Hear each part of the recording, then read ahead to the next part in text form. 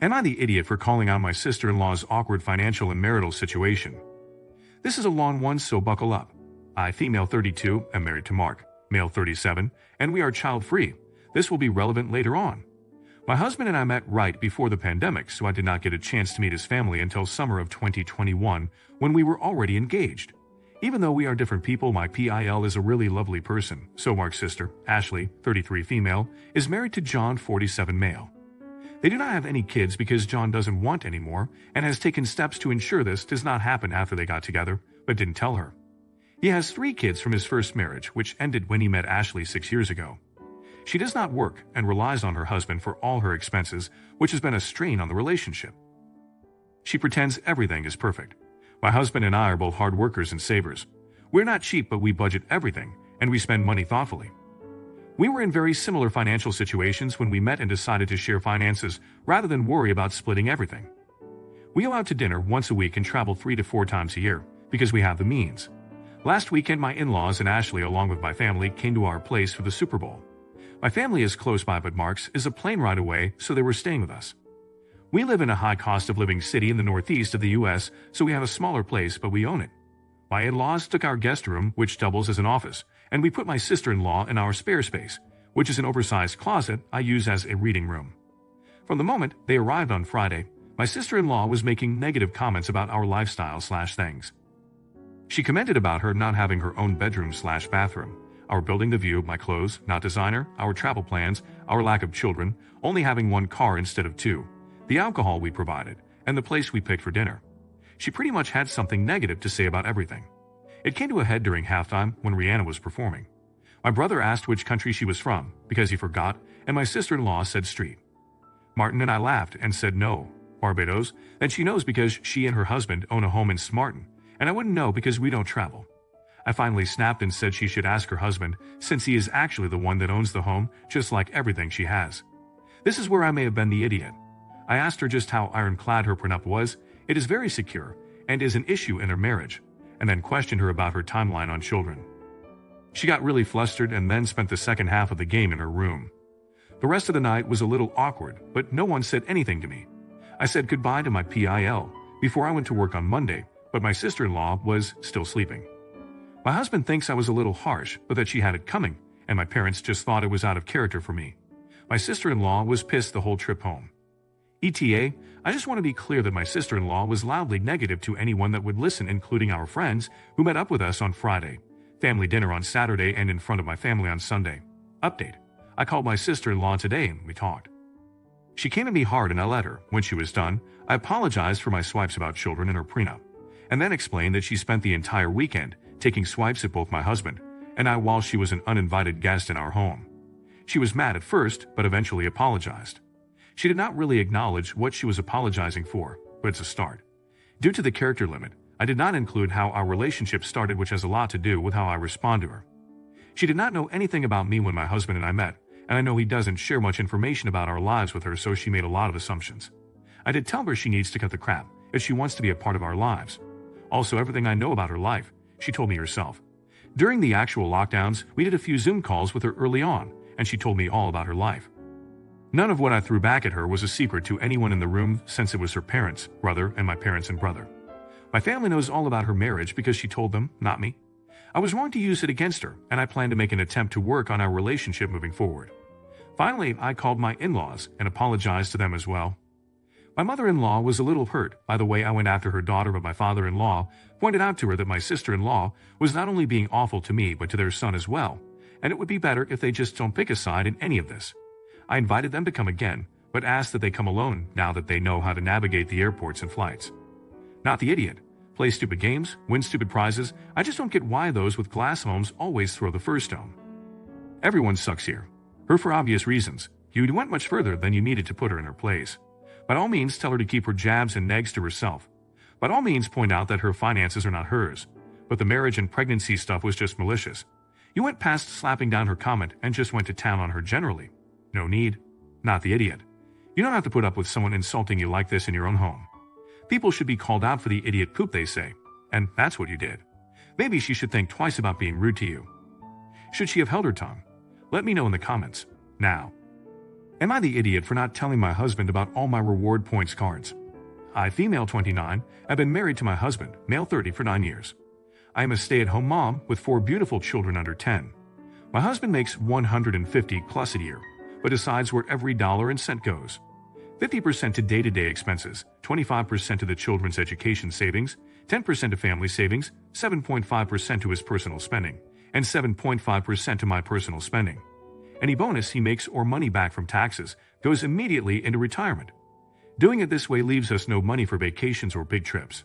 Since we got married and moved in with each other, I've been completely responsible for all the shopping, whether it is clothes, groceries, furniture, or whatever else. I learned very early on with the help of my mom how to coupon clip and how to use points cards to their maximum potential. I usually get 2 or 3 different reward points and save 10 to 25% per transaction I do. My husband only knew about the coupon clipping, not the rewards points. For the past 5 years, I've been going on a girls' trip with my family every year.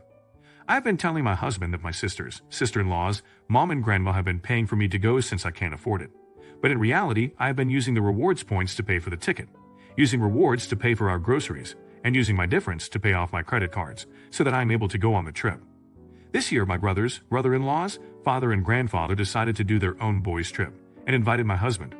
My husband told them that unless they can help him as the girls help me, he would have to decline the invite. My brother responded to him with, "What do you mean? She says you pay for her to go." My husband confronted me about the situation and I confessed to him what I have been doing. He was extremely hurt, saying that with all these points, we could have done a lot more as a family, rather than just one person hoarding them all to themselves. And if I set him up with his own credit cards to get even more points, it would have been a lot easier for us to do big family vacations. My entire family has been calling me selfish and a jerk for not being more open about the points, but I feel that worked very hard to get to the point levels I have gotten to, and that making them more open for use would burn through them quickly, and not allow them to be used for bigger things. Am I the idiot? Update. I wanted to clarify some things before I get to the actual update. Yes, married young. It is a common practice in my religion. We have known each other and have gone to the same church since we were 10. We dated while we were teenagers but always knew we wanted to marry each other. He proposed to me the second he saw me after coming home from his mission, and we got married 6 months later. This was exactly what I wanted. My husband is not abusive. While he does dictate how much we spend and on what, he doesn't even look at the accounts, except for maybe once every 3 months. Almost everything is automated. I know more about what goes on in that account than he does. He does not hold the money over me. He is also one of the sweetest, most caring, loving individuals I've ever met. He regularly volunteers for the community and our church, helps out regularly around the house, makes sure to spend time with each of our children, and makes sure I feel loved and wanted. Me being a stay-at-home mom is not free childcare. I am taking the time to watch over my own children. They are as much mine as they are his.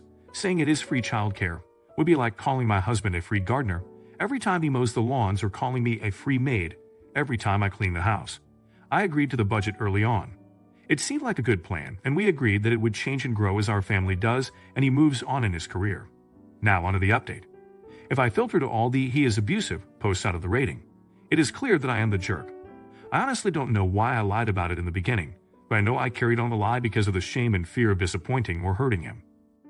When I found a way to go on these girls' trips, I was proud of the fact that I was able to do it my own way, which is why I got selfish with the points. This wasn't fair. Last night I made my husband a cup of tea after the kids and we sat down and talked it out. I talked about my desire to see the world as he has. He went to Italy for his mission, and how I have only ever been to Utah and my own province before going on the girls' trips, most of which were a week in Mexico or on a cruise. He told me that he wishes that I included him in his plan as he includes me in his.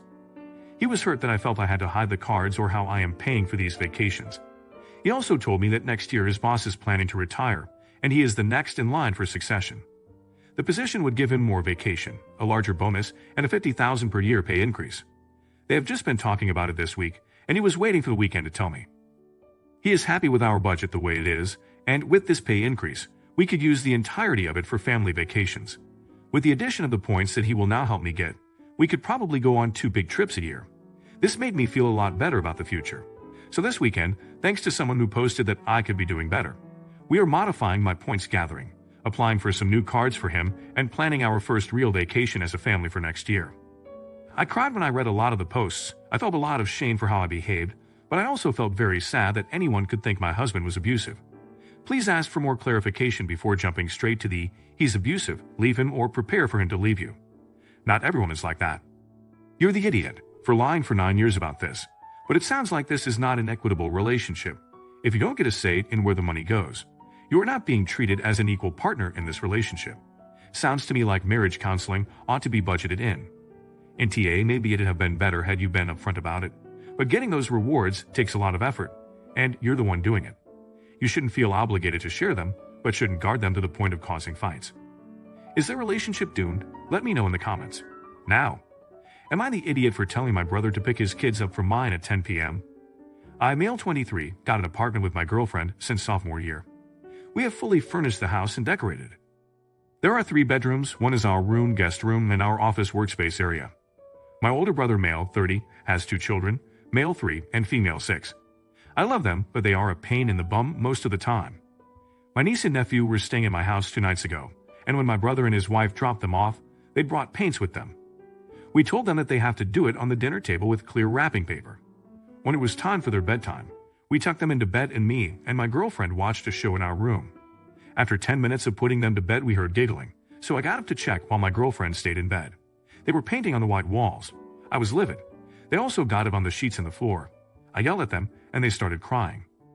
My girlfriend tried to make me calm down, but I didn't want them in my house, so I called their dad, telling him to pick them up now.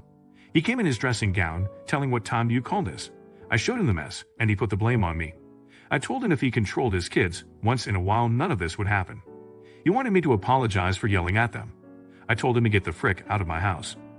He leaves and he blocks me on everything. Like the baby he is, he told our parents and our sister. They are both on my side. So am I the idiot? Everyone sucks here. The brother should not have brought paint over with the kids. Toys, yes. Paint, no. He is older and has more experience with kids and should have known better. Op left the paint where the kids would have access. The 6-year-old knows better, but kids will be kids. Op should not have yelled at the kids for acting like kids. Both adults need to apologize to each other, not the idiot who sends their kids to someone else's home with paints. I find it crazy that so many people think this is normal though. I have 6 kids and none of them are painted or colored on our walls. It's not to teach your children. You're the idiot. They are kids, a 3-year-old and a 6-year-old. They don't understand the consequences because the mind of consequence isn't fully developed until you are 25. Now you have to deal with it because you didn't put away the paint so they couldn't reach them.